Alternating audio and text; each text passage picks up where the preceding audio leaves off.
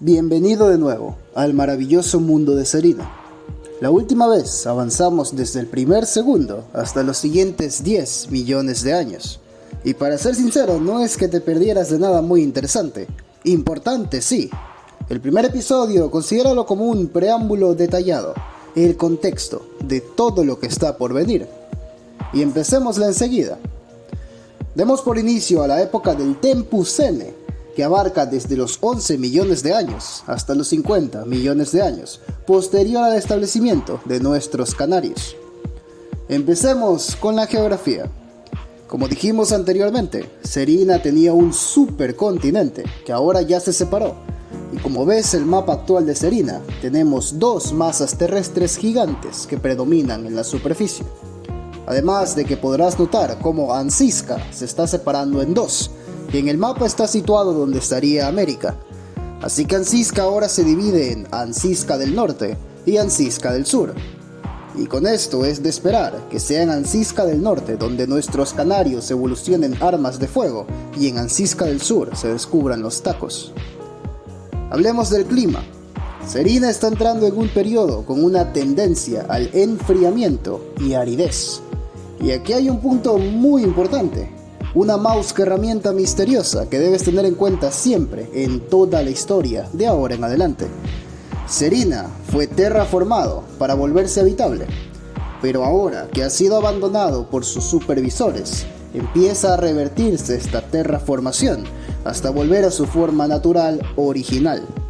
Claro que ahora hay vida plantada en Serena y un ecosistema estable, pero geográficamente se está revirtiendo.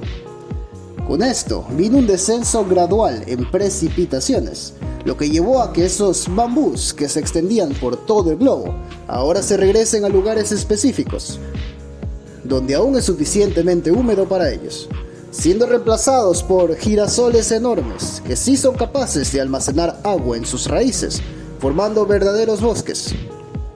Con esto inicia el Tempusene, cambiando el clima de Serena desde un completo tropical a un clima templado. Las guerras fronterizas, bambú y hormigas. En el video anterior hablamos de cómo las hormigas usaban el bambú como refugio. Al inicio esta relación era parasitaria, con las hormigas devorando tanto del bambú que éste moría y con ello la colonia. Pero eventualmente evolucionaron hormigas que no se comían el bambú que usaban como hogar, y al mismo tiempo bambú que ya crecía con agujeros perfectos para las hormigas, formando una simbiosis que beneficia a ambos. Y así el bambú y las hormigas arrasan con todo lo que sus condiciones permitían, siendo estas climas en donde aún hay suficiente humedad para la supervivencia del bambú. Lo menciono porque va a ser más importante más adelante. Los peces del mar y de la orilla, los tiburones espada y los mudwickets. Estamos ahora a 25 millones de años desde el establecimiento y toda la diversidad marítima sigue mejorándose. Ahora mismo te presento al nuevo depredador de los mares, los tiburones espada, carnívoros, cazadores y con un instinto de manada, que atacan a sus presas en grupos de ellos. De hecho, encima tienen una forma muy primitiva de comunicación, por medio del uso de sus espacios marcados en su cuerpo, que reflejan luz y las utilizan para señalar su posición a otros de su especie, y así no perderse ni separarse del grupo. Y más sorprendentemente, han desarrollado una especie de unión placentaria con sus descendientes, capaces de llevarlos en su ahora útero, y luego parir sus crías en la orilla, en lugares seguros. Como puedes ver en la imagen, estos depredadores miden en promedio 8 pies, que son 2,5 metros de altura. Terrorífico. Pero hablemos de otra criatura, llamada simplemente mudwicket, que traducido es literalmente puerta de barro y no suena apropiado, así que lo dejaremos como mudwicket. Los mudwickets son parecidos a los sapos, con dos pseudomanos en red que les sirven para catapultarse y moverse en las orillas del mar. Han evolucionado suficiente para respirar aire directamente y morirían ahogados si se sumergen muy profundo en el mar. Viven en agujeros complejos, con túneles y bolsillos de aire que demoran mucho en rellenar. Su sistema de túneles es en serio muy complejo, casi como el de los hormigueros, con habitaciones designadas para cada uso específico. La especie es dominada por los machos y generalmente solo hay uno por colonia, con un harem de hembras. Es muy interesante cómo, al ver un ave, todos los Mudwickets desaparecen de la superficie instantáneamente, a esconderse en sus agujeros. Y luego los tapan con lodo al instante, y ahí se quedan enterrados, dentro de su cadena de túneles, hasta que piensan que la amenaza se ha ido. En ocasiones, pasando días enteros encerrados ahí abajo, comiéndose las reservas de artrópodos que tienen en su propia habitación designada. Si hablamos de tamaño, los Mudwicket miden 7 centímetros y solo pesan 2 onzas, o 0.1 libras. El Hemnus. Y antes de salir del mar, hablemos de un espécimen importante, el Hemnus. Es necesario dejar un punto aparte. Esta entrada en la historia de Serena fue hecha por un autor invitado llamado Joseph Cowley, al que el autor original modificó ligeramente para acoplar a nuestra historia. Resumiendo el Hemnus, el ecosistema marítimo de Serena se diversificó muchísimo, ahora con mucha variedad de vida plantar acuática, que eventualmente dio cabida a la aparición, lógicamente, de peces herbívoros.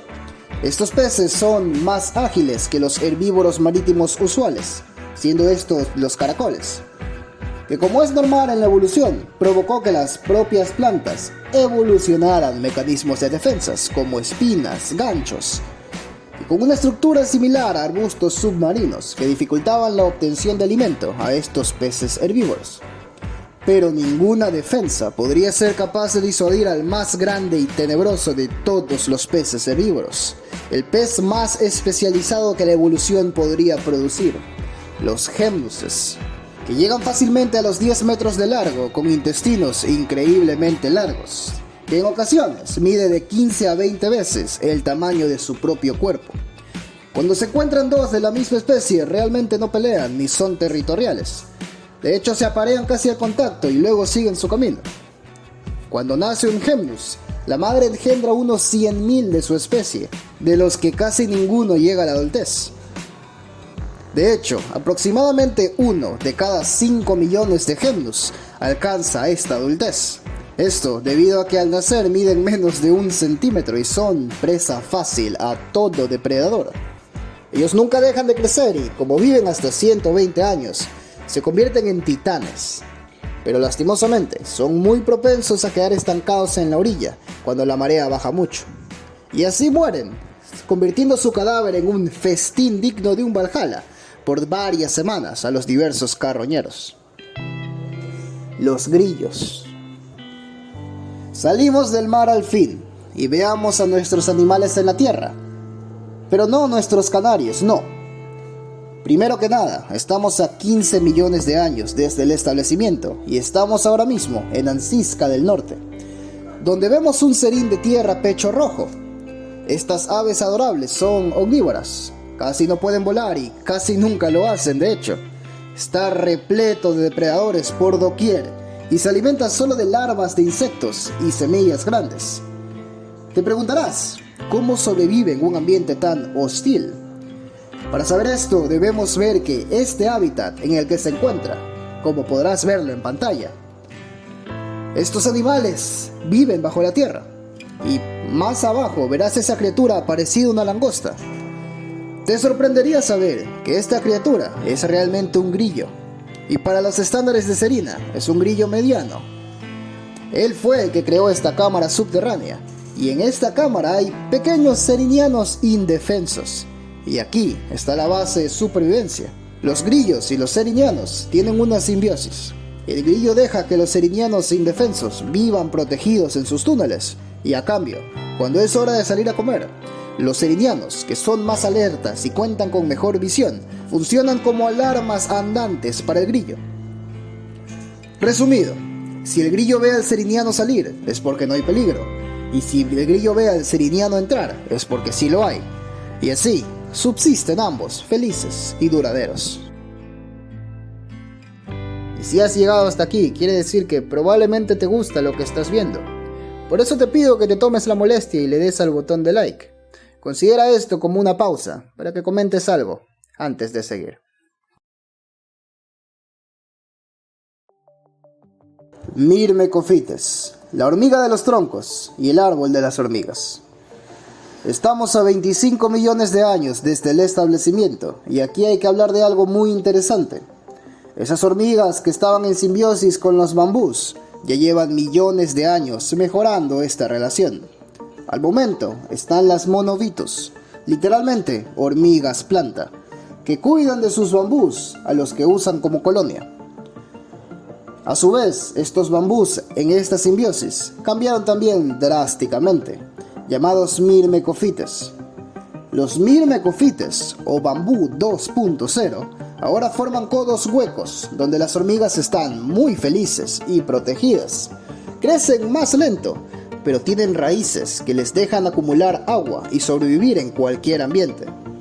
Cuando se plantan en un lugar, las hormigas a lo largo de los años se comen todo a 100 metros a la redonda, y en este espacio vacío se extiende el propio bambú 2.0, indetenible e indomable. Y cuando alcanza la mayoría de su edad, empieza un espectáculo que dura un par de meses, donde todo el espacio que ocupa el bambú 2.0 florece al mismo tiempo, para que el viento se lleve a sus miles de semillas, donde es solo cuestión de tiempo hasta que aparezca una útil. Las hormigas por su lado cambiaron también su comportamiento. Estas hormigas planta ahora tienen una reina que solo produce obreras y vive varios años. Esto claro, hasta que sucede este espectáculo de flores, donde empiezan a producir princesas que salen del nido a buscar a estos nuevos bambús pequeños, hacer su colonia y empezar el ciclo de nuevo. Mientras la colonia anterior, junto al bambú anterior, mueren, habiendo cumplido su ciclo y su propósito en la vida. Poético realmente, pero ya alguien pare a los bambús. Las aves depredadoras del Tempus Sene. Al fin, en este video del mundo de las aves, hablaremos de las aves, empezando con los depredadores de este periodo. Ahora mismo, a 25 millones de años desde el establecimiento, hay tres tipos principales de depredadores. Los falconarios, que son literalmente águilas, pero que predominantemente atacan nidos, cazan insectos y comen cadáveres. Los tiranos serinianos, que se fueron al otro extremo de la evolución y son los carnívoros terrestres más grandes del Tempus Sene. Matan con su pico recurvado y afilado, con un diente de serrucho en la punta para desgarrar ligamentos y tendones. Sacrificaron su habilidad de volar, pero a cambio se convirtieron en cazadores sociales que cazan en manada. Además, suelen cantar todos en la noche, lo que refuerza sus lazos de esta propia manada. Y en tercer lugar tenemos a los pelicanarios, que evolucionaron de los casi patos del Hippostecene, casi completamente acuáticos y no pueden volar. Han evolucionado un mecanismo similar a los canguros, porque estos pelicanarios llevan sus huevos en su pico o boca inmensa y así los incuban, ahorrándose la necesidad de un nido. Cazan sumergiéndose profundamente y atacando peces y cangrejos. La pequeña isla de los horrores. Ahora que Serina se empieza a enfriar y los polos tienen hielo permanente, la vida cambió. Pero en esta isla, situada en la zona ecuatorial, llamada Galápagos, Kirián, al igual que en la Tierra, se crea un propio ecosistema aislado, donde antes los wombos, que habían crecido tanto en la ausencia de depredadores y ahora están extintos por la aparición de ellos, en esta isla nunca hubo depredadores para estas aves tan grandes, y crecieron incluso más. Esta especie, ahora llamada shoebirds, que solo se encuentra en este lugar del mundo de Serina, y llega a pesar 1 tonelada y medir 3 metros de largo, con sus alas ahora inútiles, pero con sus piernas inmensamente fuertes. Son prácticamente redondos y obesos, y nada en la isla puede molestarlos solo por su increíble tamaño. Y no te sorprendan, los shoebirds son herbívoros, y no tienen problema en aparearse, por lo que los machos perdieron la habilidad de cantar, ya que no hay competencia para este apareamiento. pueden vivir unos 70 años sin problemas. Pero a pesar de que se ve tan perfecto en este paraíso, aquí hay un problema, uno muy perturbador. Porque a pesar de no tener enemigos y de ser los más grandes de la isla y vivir por décadas, las islas de Kirian no han sido abrumadas con Chuberts. Al contrario, son muy pocos en número y están muy distribuidos, hasta el punto que realmente hay demasiada comida para su pequeña población. Y esto es debido a una relación tanto extraordinaria como horripilante. Verás, las hembras hacen sus nidos junto a otros nidos, poniendo todos los huevos en grupo juntos, como buscando seguridad en números. Pero, ¿seguridad de qué? Encima, las hembras dejan 10 o más huevos grandes, que son incubados por casi un mes. Y cuando nacen, ya nacen aves inmensas para ser pichones, pesando ya desde el cascarón 12 libras. Que es casi lo mismo que un gato adulto. Y obviamente son inútiles, solo saben alzar su cabeza para ser alimentados.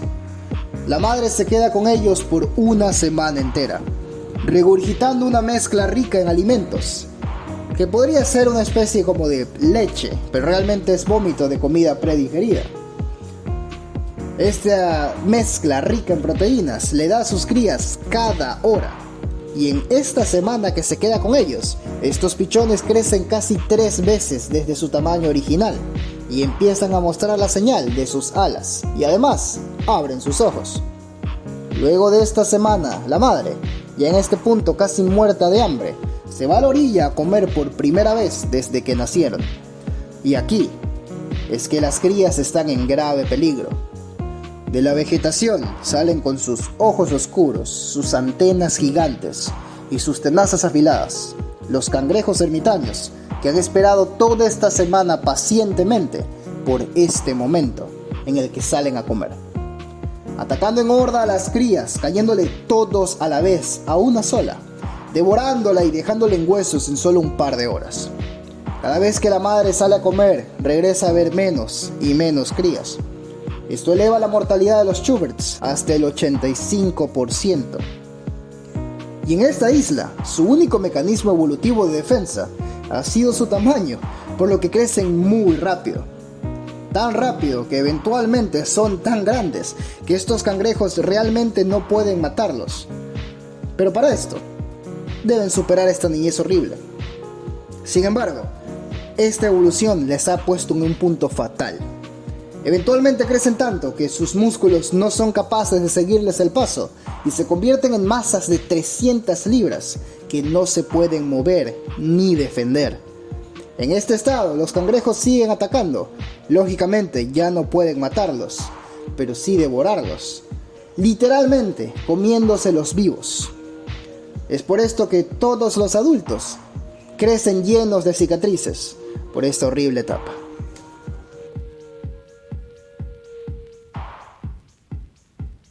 Las islas de Kirian, los snúfalos y los Carniceraptors. Han pasado ahora 40 millones de años y nada ha cambiado tanto como es las islas de Kirian. Los patéticos Chuberts ahora están extintos. Los cangrejos ermitaños ahora son menos siniestros y más normales. Ambas cosas debido a la aparición de nuevas caras competitivas de tierras lejanas. Pero primero hagamos una pequeña línea de tiempo.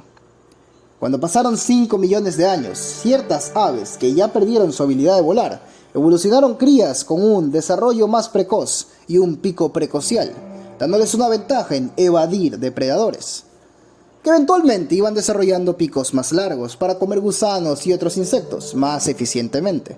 Y para los 15 millones de años, ahora se asemejaban a los kiwis canarios, que ahora eran nocturnos para evitar enemigos.